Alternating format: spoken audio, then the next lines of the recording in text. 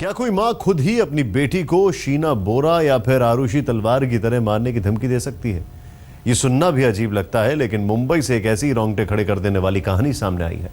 इल्जाम है film director Mrinalini Patil पर। 6 महीने तक एक कमरे में कैद रहने के बाद अब इस 15 साल की लड़की ने अपनी ही मां के जुल्म सितम की जो कहानियां सुनाई हैं, उससे हर कोई हैरान हो जाएगा।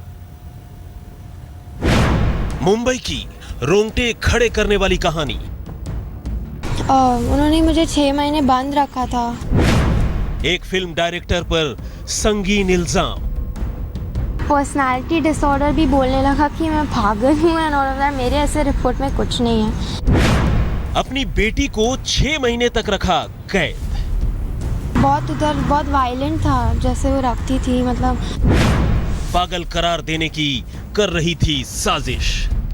जो दूध जो भी है, मुझे डेली लिक्विड जो था, मैं ज्यादातर सोते रहती थी। शीना और आरुषि के अंजाम की दी धमकी। मुझे तो काफ़ी टाइम जब चिल्लाती थी तो बोलती थी कि शीना बोरा और आयुषी तलवार को इससे मारा था, तुम्हें भी मार देंगे, तुम्हें काट के फेंक देंगे। लिव इन रिलेशन में अड़चन से थी खफा। तो मेरे पापा से वो 7 साल से अलग है, तो फिर मेरे पापा पे भी बोलते रहती थी कि तुम बाप की बेटी हो या ये वो, पता नहीं गुस्सा निकालते रहती थी।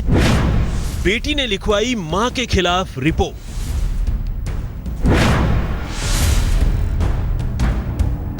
एक मासूम के शिकायतों की ये फहरिस्त किसी गैर के बरखिलाफ नहीं, बल्कि खुद उसकी मां के ही खिलाफ है, जिसने कभी 9 महीने तक उसे अपने खून से सींचकर उसे पैदा किया। लेकिन इसे हालात का सितम कहें या फिर तकदीर का लिखा कि गुजरते वक्त के साथ वही मां अपनी बेटी से इस कदर खफा हो गई कि उसी की जान की दुश्मन बन गई और उसे अपनी ही मां के खिलाफ शिकायत लेकर थाने जाना पड़ा। मेरी मम्मी ने मेरे को बहुत डरा के रखा था। उन्होंने बोला था कि अगर मैं कुछ भी अगर गलत बोलूँ, कुछ भी, कि मुझे घर पे ही वापस आना है तो वो कुछ भी कर सकती है। उन्होंने मुझे काफ़ी थ्रेटन किया था कि किस तरह की थ्रेटनिंग, क्या जान से मारने की? वो जान से मारने की थ्रेटनिंग तो एवरीडे होती थी, वो एवरीडे था। इसके अलावा और उन्होंने मुझे बहुत सारे केसेस का भी बोला था। वो आयुषी तलवार का बोला था कि मैं काट के तुम्हें फेंक दूंगी कहीं, और फिर वो शीना बोरा का भी बोला था। मुंबई के पॉश इलाके अंबोली में रहने वाली 15 साल की ये लड़की फिल्म डायरेक्टर मृणालिनी पाटिल की बेटी है और उसकी ये तमाम शिकायतें मृणालिनी के खिलाफ ही हैं। लेकिन रुपहले पर्दे से जुड़ी और सोशलाइट की जिंदगी जीने वाली पाटिल जाती जिंदगी में खुद अपनी बेटी के साथ इतने जालिमाना तरीके से पेश आ सकती है, ये सोच पाना भी जरा मुश्किल है। लेकिन इस मासूम की कहानी कुछ ऐसी ही है। जो दूध जो भी है, मुझे डेली लिक्विड जो था, मैं ज़्यादातर सोते रहती थी। तो मैंने वो बताया, इन्फॉर्म किया रिजवान अंकल को और पापा को, और बताया पुलिस अंकल को भी बताया कि ऐसा हो रहा था, कि मैं काफ़ी टाइम तक सोई थी। 4 घंटे 8 घंटे ठीक है, 15-20 घंटे तक पता नहीं, मैं कभी नहीं सोई हूँ 15-20 घंटे तक। दरअसल ये लड़की मृणालिनी के तीसरे पति की बेटी है और मृणालिनी के साथ ही रहती है। अब तक उसके साथ सब कुछ ठीक था, लेकिन जैसे ही मृणालिनी की जिंदगी में एक चौथा शख्स आया, हालात बदल गए। लड़की की माने तो उसके पिता से अलग होने के बाद मृणालिनी ने एक और लड़के से डेट करना शुरू कर दिया, और न सिर्फ डेट शुरू किया बल्कि वो उस लड़के के साथ लिव इन रिलेशनशिप में भी रहने लगी। लेकिन जब इस लड़की ने अपनी मां की जिंदगी में आए इस चौथे शख्स के बारे में पूछताछ की, तो वो खुद अपनी बेटी की जान की दुश्मन बन गई। क्योंकि उनकी मम्मी इनको 6 महीने से इलीगल कन्फाइन करके रूम में रखी हुई थी। इनको दूध में पता नहीं क्या मिला के पिला रही थी, जिसकी वजह से ये 15 से 20 घंटे बेहोश रहती थी। और उन्होंने काफ़ी सारी इनके साथ उटपटांग हरकतें भी की हैं, इनको मारा पीटा।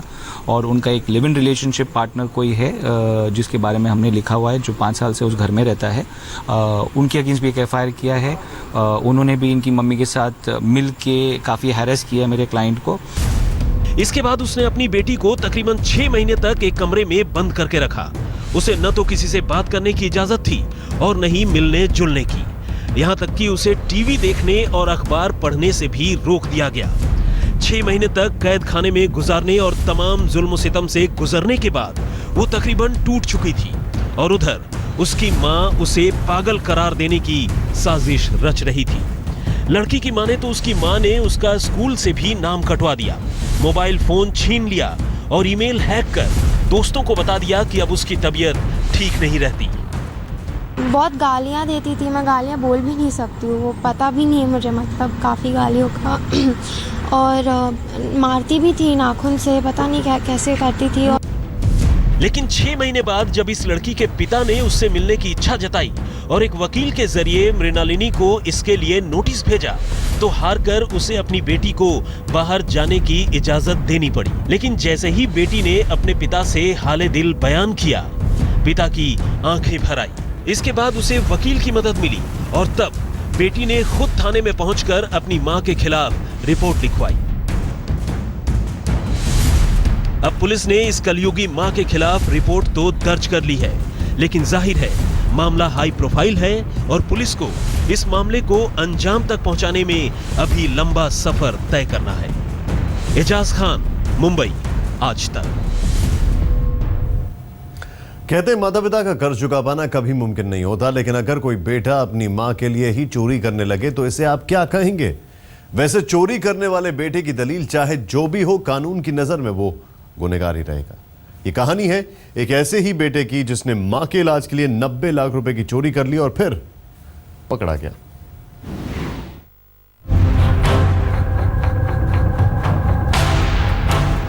बीमार मां के लिए 90 लाख की चोरी, मालकिन की ज्वेलरी पर किया हाथ साफ।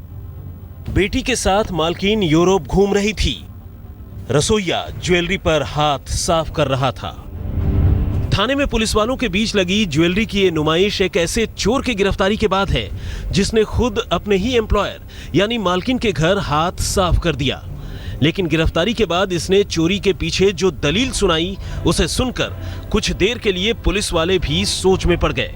उसने कहा कि उसकी मां बीमार है और गांव का घर टूटा हुआ, ऐसे में उसे रातों रात पैसों के लिए मालकिन की ज्वेलरी पर हाथ साफ करना ही सबसे मुनासिब लगा।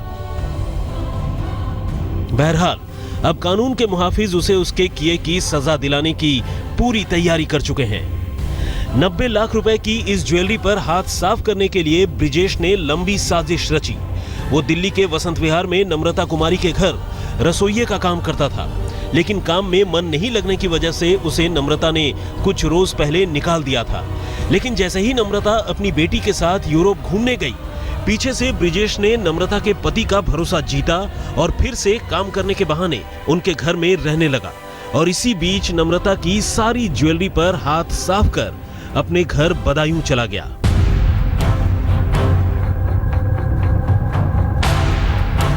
वैसे तो पुलिस के लिए ये एक ओपन एंड शट केस था, लेकिन ब्रिजेश को उसकी स्मार्टनेस और भारी पड़ गई।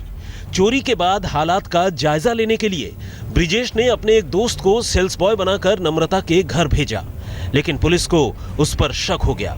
वो तो पकड़ा गया ही, ब्रिजेश का भी पता मिल गया। वहाँ पे मामा के घर में छुपा हुआ था गांव बबराल में, और वहाँ रेड किया। रेड करके जब इसको पकड़ के इसको इंटरोगेट किया, तब इसने बताया कि हाँ साहब मैंने ये सारा चोरी किया है।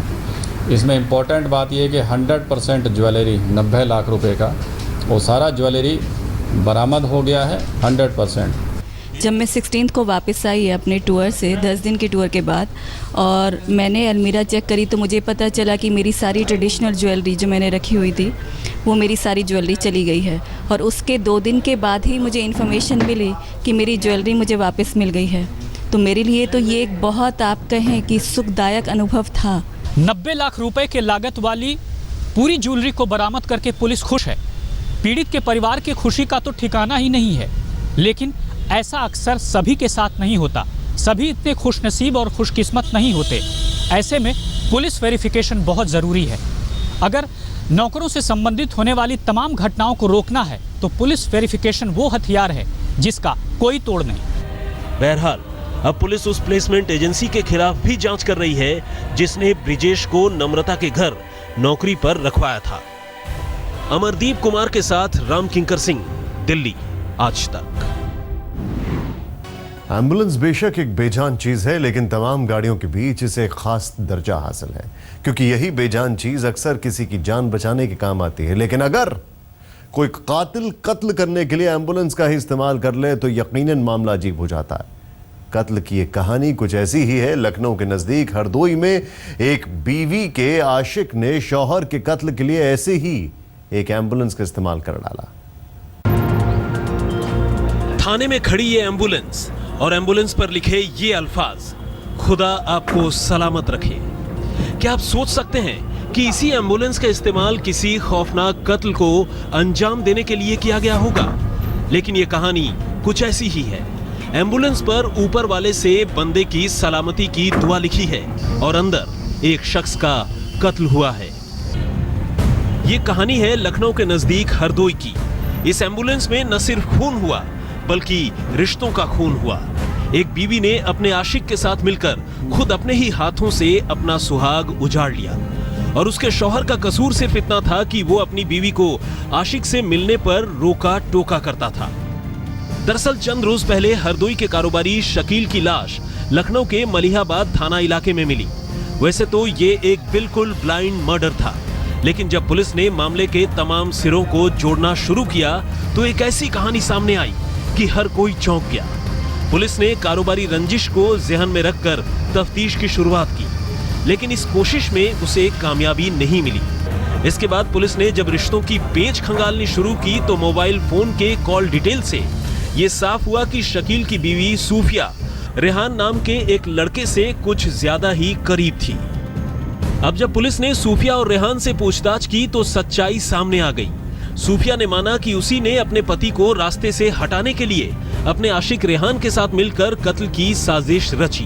15 जून को जब शकील घर से बाहर निकला तो रास्ते में रेहान ने अपने कुछ दोस्तों के साथ मिलकर उसे इसी एम्बुलेंस में अगवा कर लिया और इसके बाद उसे तकरीबन दिन और घर वालों ने जबरन उसकी शादी शकील से करवा दी थी। अब पुलिस ने रेहान और सूफिया के अलावा उनके 3 और साथियों को भी गिरफ्तार कर लिया है। ये ट्रैफिक क्लियर करवा रही थी, लेकिन जब शाम तक एम्बुलेंस रुकी तो इसके अंदर गला घोंटकर शकील का कत्ल किया जा चुका था। प्रशांत पाठक, हरदोई, आज तक। वो तो क्या एक छोटे से ब्रेक का। ब्रेक के बाद भी खबरों का सिलसिला जारी रहेगा।